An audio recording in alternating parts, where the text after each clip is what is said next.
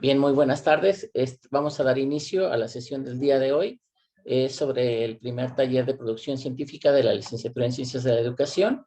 Y en este caso le toca el turno a la doctora Marisela Zúñiga Rodríguez, a quien agradecemos mucho su presencia por esta conferencia de taller sobre las sugerencias para la escritura científica. Todo esto con miras a la participación en nuestro Seminario Internacional de Investigación e Intervención Educativa en el próximo noviembre. Sin más, le doy la bienvenida a la doctora Marisela Zúñiga Rodríguez, quien es profesora investigadora de nuestra área académica de Ciencias de la Educación. Es miembro del Sistema Nacional de Investigadores y con una alta trayectoria en nuestra institución. Entonces, adelante, doctora, por favor. Gracias, doctor Javier, por la invitación a este primer taller de producción científica de la licenciatura en Ciencias de la Educación. En esta sesión estaremos abordando el tema sobre sugerencias para la escritura científica.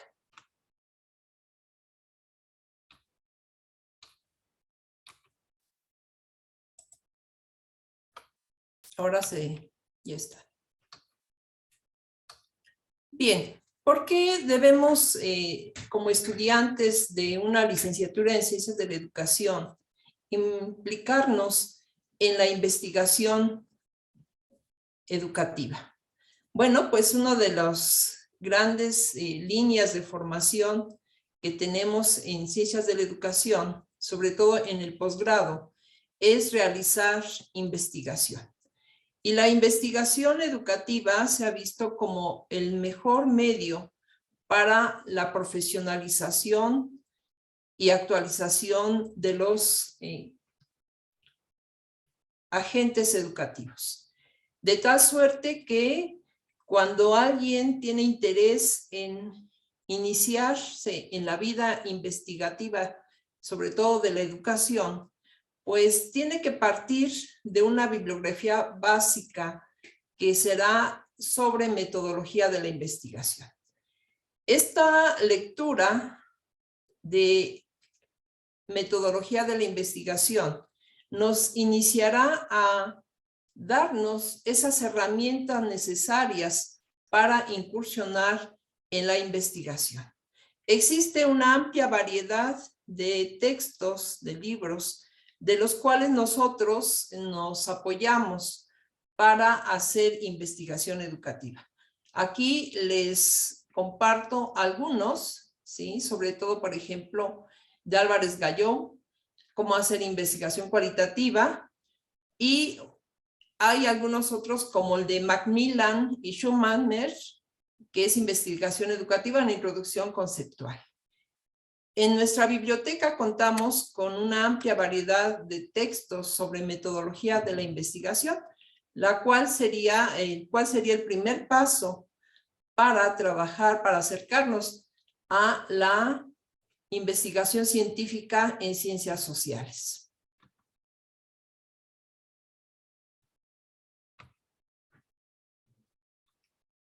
Y entonces, algunos ejemplos, como ya se mencionaron, puede ser de investigación educativa, una introducción conceptual, de Macmillan y Schumacher. Otro texto podría ser el de metodología de la investigación de Roberto Hernández Sampieri, que es un libro básico y muy empleado en muchas licenciaturas en diferentes universidades.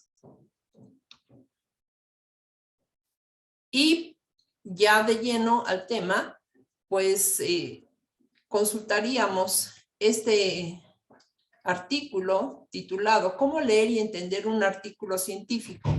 Una guía para novatos. Este artículo muy interesante nos da una serie de recomendaciones acerca de cómo acercarnos a la lectura científica.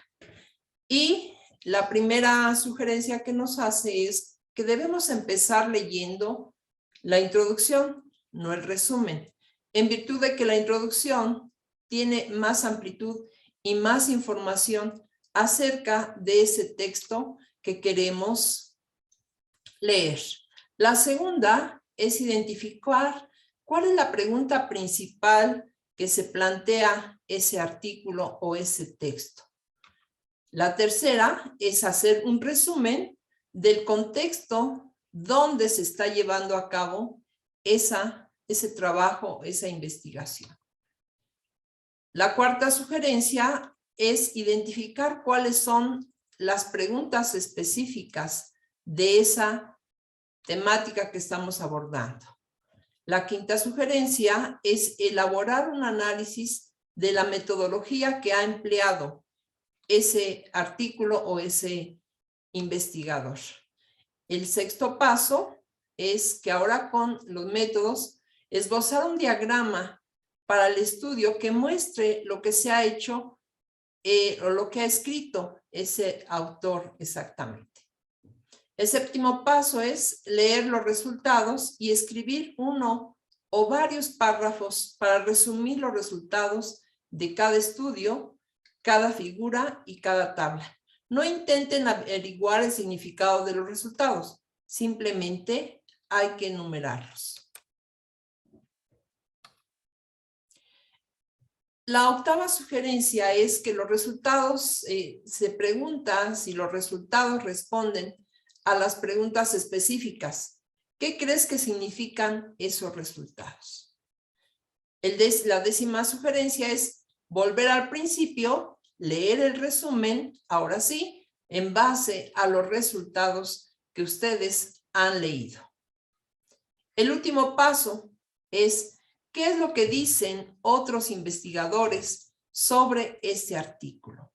Entonces, tendríamos la idea de que un primer momento, cuando nosotros pretendemos hacer investigación, sería la construcción de un estado del arte, de un estado de la cuestión o un estado del conocimiento, dependiendo del tipo de profundidad de investigación que vamos a realizar.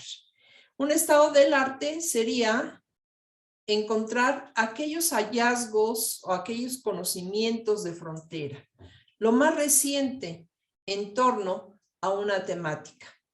Un estado de la cuestión nos permitiría saber cuáles son los problemas que se están identificando en específico de la temática que nosotros queremos investigar. Y un estado del conocimiento es mucho más amplio, más profundo, porque ahí estamos identificando desde la teoría empleada para ese estudio, lo metodológico, los hallazgos, los vacíos y todo aquello que me va a permitir a mí implicarme en ese objeto de estudio. Entonces surge la pregunta, si yo quiero hacer investigación, ¿qué textos son los más adecuados para iniciar una lectura científica? Podemos nosotros tener el gusto por una lectura recreativa, podemos nosotros tener una lectura de carácter teórica, podremos tener lecturas encomendadas por nuestros profesores, podemos tener una serie de lecturas, pero la lectura científica y en específico en ciencias de la educación implica partir de los libros que han generado el conocimiento en torno a temas educativos. Y existe una infinidad de revistas, de libros que nos pueden permitir a nosotros implicarnos o bien iniciarnos a esta vida de lectura científica. Aquí mostramos algunos de los diferentes textos que más se emplean, sobre todo en investigación educativa, ya sea en la licenciatura, en la especialidad, en docencia, en la maestría en ciencias de la educación o bien en el doctorado en ciencias de la educación. Hay además algunas otras colecciones que también nos permiten saber cómo debemos realizar una investigación educativa. Y para eso, entonces, nosotros tenemos que tener una comprensión lectora. ¿Cómo es la lectura previa a la escritura que nosotros podemos realizar. Los niveles de lectura van de un primero a un cuarto nivel. Un primer nivel es la lectura literal. Esta tiene como característica que lo explícito es como el lector conocemos la información del texto, sin interpretarla. Se realiza por medio de observación, comparación, clasificación, ordenamiento. Esta información es presentada por medio de esquemas mentales. Aquí podemos nosotros hacer una lectura empleando herramientas como el mapa mental o los mapas conceptuales o bien diagramas de flujo. El primer paso fue hacer la selección de un capítulo de un texto para poder realizar la presente actividad. El primer nivel fue hacer una lectura literal del índice y elaborar el mapa conceptual. Esa lectura, digamos, es básica, pero nosotros buscamos una lectura que tenga un segundo nivel. El segundo nivel es el nivel de inferencia o inferencial. Lo implícito de la lectura es como lector obtener datos sin conclusiones a partir del texto que se leyó. Para ello se identificarán las palabras clave, así como la combinación de palabras. Ejemplo, replicación, síntesis de la investigación, ciencia, teoría, estudio científico, método científico, investigación, métodos de investigación, estudio sistemático, objetividad, verificación, explicación. Esto es de que nosotros estemos identificando las palabras claves de esa lectura, así como las palabras asociadas a esa palabra clave. Este segundo nivel de lectura es para leer a partir de un resumen, ¿no? Y a partir de la lectura de todo el capítulo, realizar el subrayado de las palabras claves. Entonces aquí nosotros vamos haciendo una lista conceptual de esas palabras, de lo que el autor pretende compartirnos con su texto.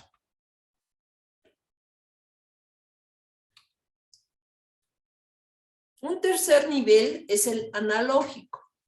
Se refiere a la posibilidad de poner en relación el contenido de un texto con el de otro u otros textos.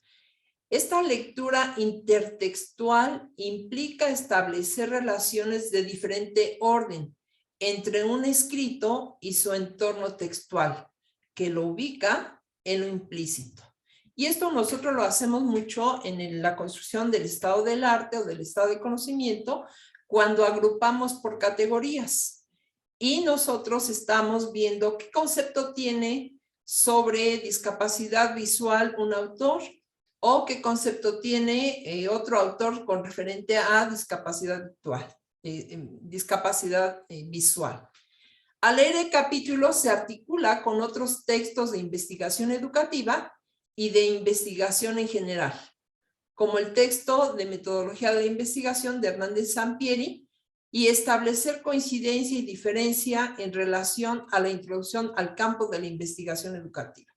Aquí de los libros que presentamos podríamos comparar las diferencias y las coincidencias de lo que dice un autor con otros autores y así poder tomar una decisión en torno a qué autor nos parece más pertinente o más apegado a lo que yo deseo investigar. El cuarto nivel es la lectura crítica. Es la elaboración de un punto de vista. Este tipo de lectura explora la posibilidad del lector de tomar distancia del contenido del texto y asumir una posición documentada y sustentada al respecto. Para ello se lleva una lectura inferencial que constituye la lectura implícita del texto y requiere un alto grado de abstracción por parte del lector. En esta lectura crítica se analiza si los contenidos son los más adecuados para los estudiantes y hacer un análisis crítico del texto sugerido por el programa educativo. Aquí como ejemplo tenemos que seguimos revisando un libro de metodología de la investigación, que es la 6ª edición de McGraw-Hill, en donde se maneja el tema hacer un análisis comparativo de ambos textos. Y esto es una lectura crítica muy necesaria para poder hacer lo que también llamamos lectura entre líneas, porque podemos ir más allá de lo que solamente el autor nos está marcando o manejando, comparándolo con otras lecturas, pero también tomando nuestra propia postura.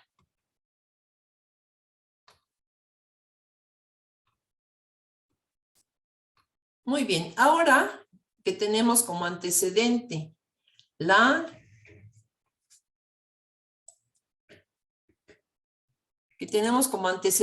lectura, veamos entonces, si me permiten compartirles,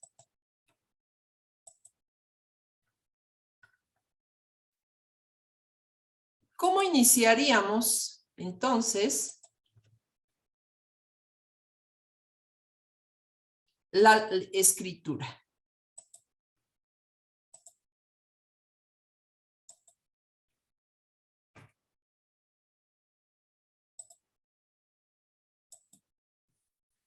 ¿Me indican si lo ven, por favor?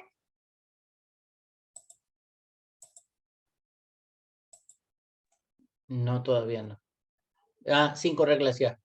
¿Sí? Bueno, entonces tenemos el primer gran paso. ¿Qué tan buen lector soy o lectora soy? ¿Sí? ¿Qué tipo de lectura es la que a mí me gusta o realizo? ¿Por hobby, por formación o por tu profesión? Los tipos de lectura, como ya se mencionaron, son 4, ¿sí? Dependiendo el tipo de lectura que pretendo realizar. Para leer una lectura, pues se utilizaría el primer tipo de lectura, ¿verdad? El primer nivel. Pero ya para hacer un trabajo de investigación científica, como es una tesis, tendría que estar empleando el 4º nivel. Para eso entonces viene la siguiente fase, o el siguiente momento. ¿Cómo escribir esos textos científicos? El primer momento es las citas, ¿no? Como ya se trabajó en una sesión anterior, el tipo de citas. La otra, pues sabemos que hay citas directas y citas indirectas o citas parafraseadas. La paráfrasis es una herramienta muy buena para empezar a soltar, como decimos nosotros, el lápiz o soltar el mouse. ¿Cómo empiezo a redactar estos textos? Bueno, compartiéndoles un material muy interesante de DISA, ellos nos compartieron a partir de una pregunta motivadora, ¿qué debo considerar para escribir un texto científico? Bueno, estamos haciendo como referencia el texto científico, un trabajo de tesis, pero igual puede ser un artículo académico, como una ponencia que quizás les soliciten para algún congreso, o bien para un ensayo final de algún seminario o de alguna actividad que hayan realizado, o incluso un informe técnico, dependiendo la necesidad que tengamos de escritura. Entonces, ¿qué debo considerar para escribir un texto científico? La siguiente presentación nos describe 5 reglas que nos señalan la forma de actuar más recomendable al momento de escribir un texto científico y evitar situaciones críticas. Y como ya lo mencionábamos hace un momento, la importancia de tener palabras claves asociadas al resumen o asociadas a la introducción. En este caso son reglas, proceso y texto. Entonces, ¿por dónde empezamos, no? Indudablemente que primero hay un caos. ¿Por dónde empiezo? Yo siempre he llamado al estado del arte, al estado de la cuestión y el estado del conocimiento como el umbral de la investigación. La puerta por donde voy a empezar un camino intrínseco, un camino complejo y sobre todo un camino lleno de incertidumbres. Y esto pues va a parecer mucho un caos, ¿no? ¿Por dónde empiezo? Hay muchas temáticas, hay muchos actores que participan, hay muchas investigaciones, o es una problemática presente en un contexto como el que estamos viviendo nosotros en esta época, permeados por la globalización y la sociedad del conocimiento y la información. Entonces, en un primer momento hay un desorden, ¿no? Y caos, pero entre más caos exista, más posibilidades hay de que pueda empezar a retomar lo que yo necesito hacer. Howard Gardner, un gran investigador de nuestra época y teórico, dice que la mente necesaria o las mentes necesarias en esta época, las 5 mentes, llama él en su libro, las 5 mentes del futuro, pues una de esas mentes es la mente disciplinada. Esto es tener formación y conocimiento en una disciplina determinada. Y creo que eso no los da precisamente la formación en una licenciatura. Y otra de las mentes que considera valiosa es la mente sintética. Ante la cantidad y el cúmulo de información que podría parecernos un caos, tenemos que empezar a organizar toda esa información. Y toda esa información lo logramos gracias a esas palabras clave o palabras llave que nos van a ir llevando de la mano en torno a lo que queremos nosotros investigar. Por lo tanto, esas palabras clave nos va a permitir organizar, hacer una estructura clara de donde queremos llegar. Argumentos convincentes, porque de ellos se va a ir derivando actores, contextos, teorías, metodologías, y eso nos va dando a nosotros una progresión temática en torno al asunto. Vamos a poner un ejemplo. Cuando alguna persona desea investigar la educación socioemocional, tenemos que tener claridad, primero, de qué es lo socioemocional y qué es la educación. Después, tener claro el contexto, dónde lo quiero llevar a cabo. Posteriormente, el nivel educativo. Los sujetos, ¿son los alumnos, son los maestros o son los padres de familia? ¿A quién me interesa a mí estudiar? Y de lo socioemocional, ¿qué es lo que a mí me interesa? La formación, la capacitación, o bien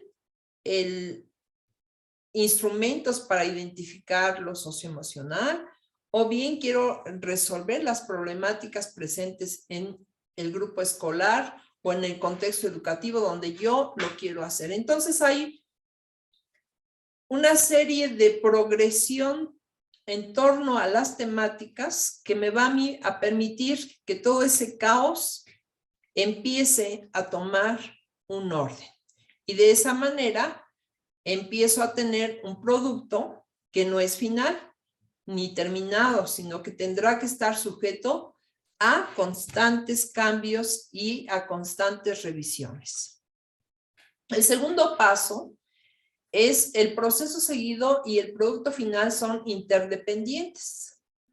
Un texto interesante, complejo y sugerente probablemente sea el fruto de un proceso complicado. Tenemos que valorar si ese documento que estoy realizando lleva un proceso, ¿sí? Y generalmente cuando nosotros queremos participar en un congreso o elaborar una tesis, existe un protocolo de tesis o bien existe la guía para elaborar ese documento que nos estamos solicitando y en el cual nosotros queremos participar. Entonces resulta útil elaborar una bitácora o un diario de las sesiones de escritura. Esto se lo recomendamos mucho a nuestros estudiantes de posgrado, sobre todo, la elaboración de una bitácora en donde vayan escribiendo precisamente las facilidades o los obstáculos que están enfrentando en el momento de escribir su proyecto primero de tesis y posteriormente sus capítulos de tesis. Y esto permite a ustedes explicar y a los demás, en este caso a quienes revisan o leen su trabajo, cómo están avanzando su proyecto de investigación. El tercer paso es la confusión y la confianza son necesarias en su justa medida. ¿Por qué motivo? Porque en ese trabajo nosotros decimos a veces, primero está el esqueleto, después le ponemos los músculos y después los nervios, ¿sí? Es un esqueleto al que le vamos infundiendo vida.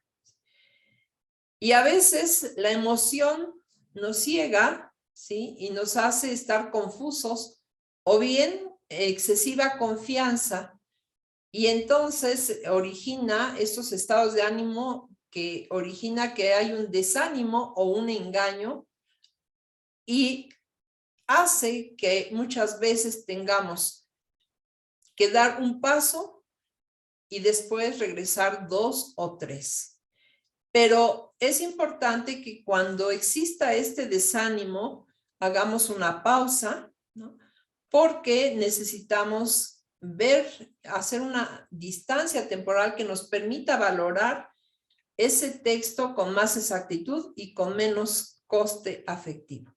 Esto es de que nos aferramos tanto a nuestro documento que nos enajenamos, ¿no? Y sobre todo lo observamos ya con las tesis terminadas y cuando las pasamos a revisión, quienes estamos al cargo de ellas, pues al alumno le cuesta mucho trabajo aceptar que tiene que suprimir algunas temáticas, algunos apartados de la tesis incluso, o algunas preguntas de investigación junto con sus objetivos. Pero esta es parte de la característica que tiene hacer un buen trabajo de investigación. El ir y venir de manera constante, de tal suerte que el trabajo se vaya perfeccionando lo mejor posible. Un cuarto paso. 4 ojos ven más que 2 o 2 mentes revisan mejor que una sola. Es importante que en nuestra lectura y en nuestra escritura nos acompañen personas, sobre todo revisores externos. ¿Por qué? Porque ellos no están tan enajenados en un momento del texto como estamos nosotros, ¿sí? Y permite valorar ese texto.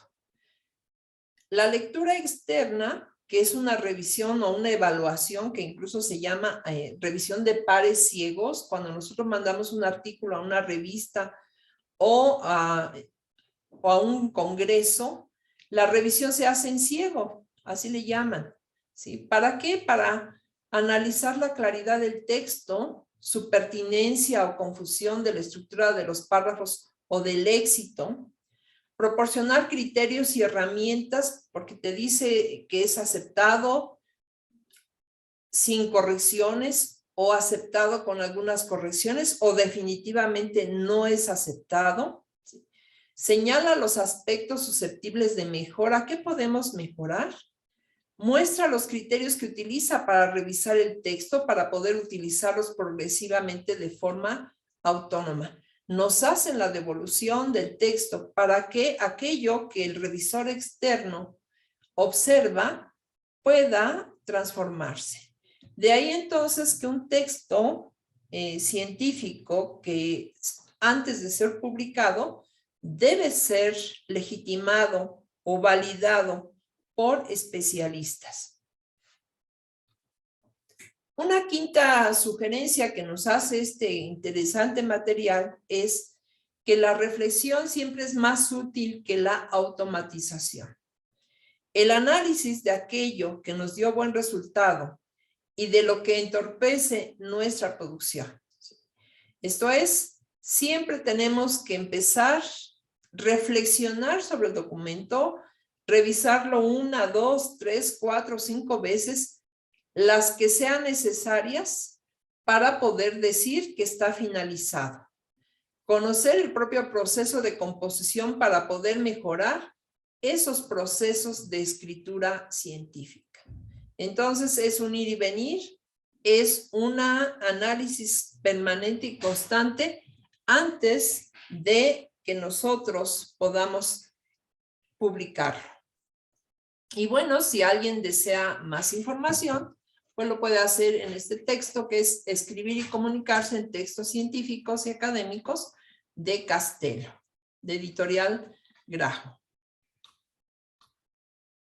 Bueno, de mi parte eso sería lo más relevante que podría compartir con ustedes en relación a cómo escribir un texto científico. Un texto científico nos va a permitir a nosotros ir acercándonos al mundo de la ciencia y sobre todo de las ciencias de la educación, que busca legitimar su posición dentro de las ciencias sociales.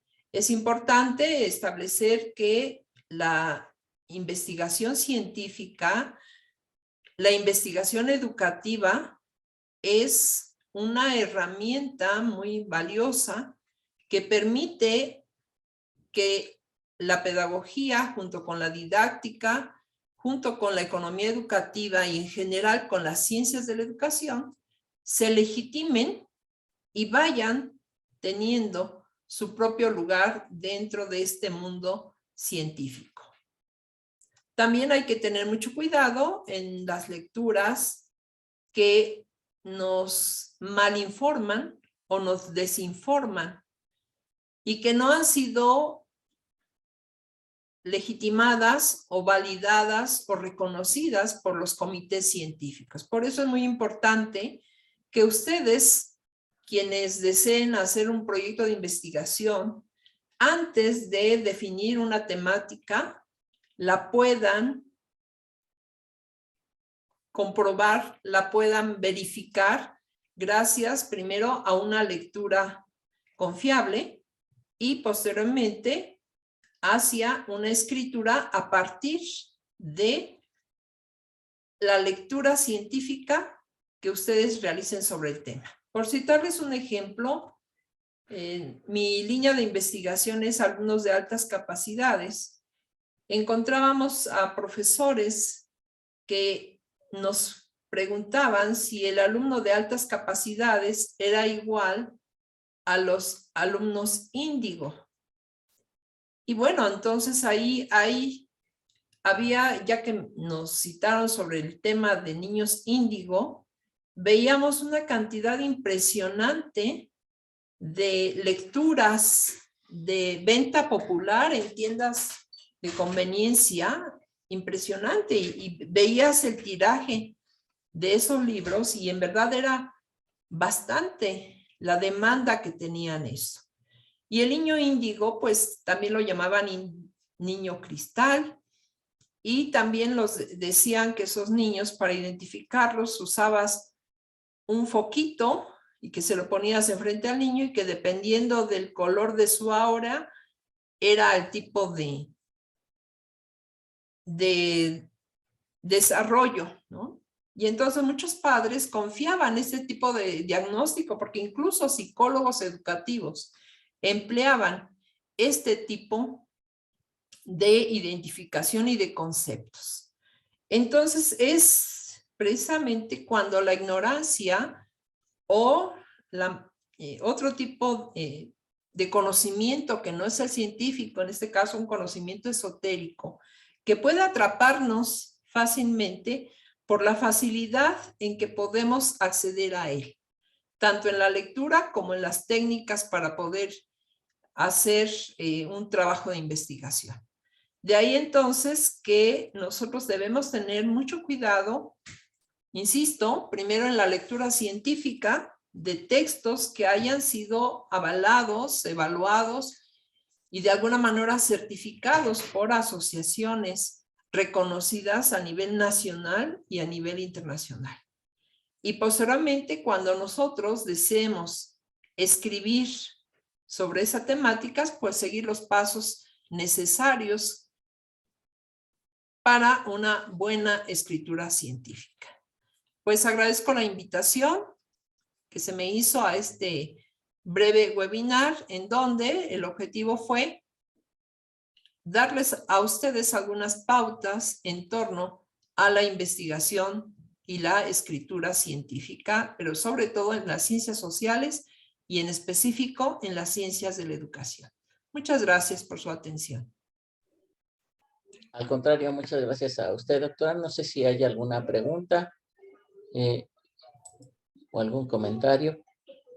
Creo que la doctora Maritza está conectada. Bueno, yo también estoy con su usuario, pero es para efectos de que estuviera la grabación lista. Pero si la doctora Maritza también está conectada, si hay algo que decir, pues yo solo agregaría que es muy importante que tomar en cuenta que este es un proceso cognitivo de alto nivel y que requiere que no se puede, hay que tener conciencia más bien de que no se puede escribir a la primera, es decir, no es un proceso improvisado, sino es un proceso que lleva su tiempo y que implica una gran cantidad de tareas importantes que pueden estar justamente en medio y que a lo mejor al final en el escrito no se notan, pero sí debe de estar ese trabajo, ¿no? Ese trabajo en medio de subrayado, de toma de notas, del que pues ya hacía mucha mención la doctora sobre explicarles a otros, hacer mapas, hacer cuadros, poder hacer contrastaciones, poder hacernos incluso hasta preguntas que nos permitan no solo retomar hechos fácticos, sino también pues más bien como analizar la información más allá de lo que se dice explícitamente, ¿no? Entonces esta tarea de buscar lo implícito, esta tarea de irnos hacia esa lectura crítica que nos permita incluso comparar información de entre una fuente de información con otras, etcétera, también se vuelve como muy importante para que podamos hacer justo esa tarea de escritura, ¿no? Tenemos siempre una planeación macro, es decir, general de cómo va a ir nuestro ensayo o cómo va a ir nuestra ponencia, en particular hablando ya de las tareas o de los tipos de productos que participan en nuestro seminario, pues lo ideal es tener justo esa estructura, ¿no? Decir, a ver, primero lo que voy a hacer es hablar sobre el concepto, por ejemplo, retomando la línea de investigación de la doctora, hablar sobre el concepto de aptitudes sobresalientes, etcétera, y luego con base en eso, pues a lo mejor reseñar algunas experiencias investigativas que se han publicado al respecto, después ya hacer una propuesta a lo mejor ya de mí y de un contexto particular para quizás hacer un diagnóstico, no sé, o si solamente se va a tratar de un ensayo, por ejemplo, pues pensar en cuál es el objetivo de ese ensayo, es como una especie de estado del arte para valorar las tendencias de lo que existe actualmente publicado sobre una temática en particular. Entonces, todas estas tener claridad en lo que se va a querer transmitir en este documento es como que clave para que con base en ello yo diseñe esa estructura, busque información y empiece a analizar la misma para poder después ya plasmarla en mi propio producto textual, ¿no? Entonces,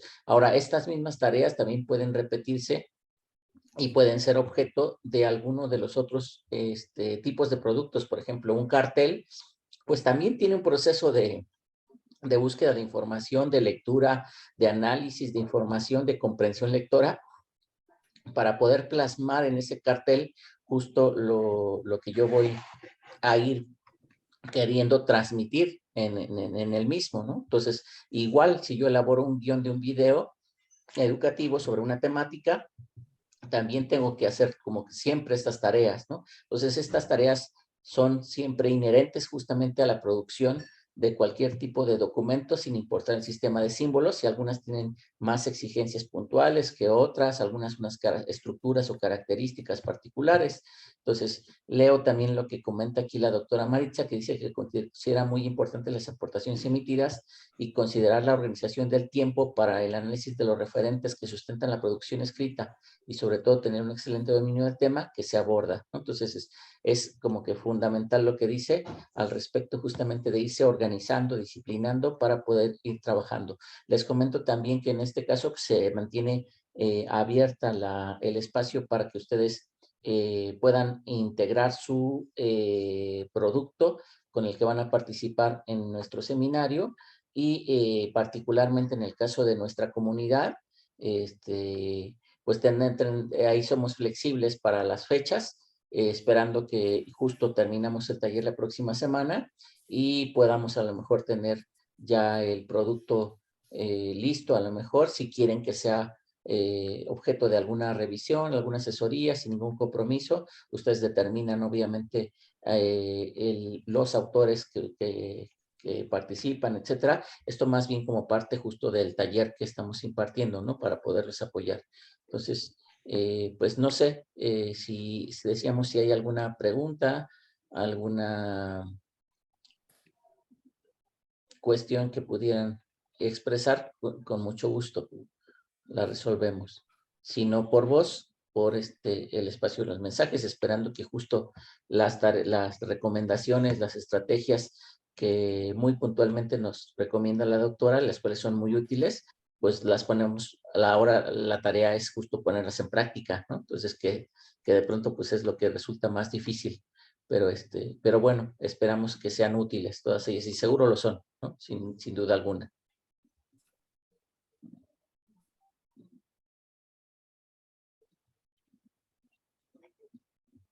Bien, si no es así, entonces estaríamos cerrando nuestra sesión del día de hoy, esperando que haya sido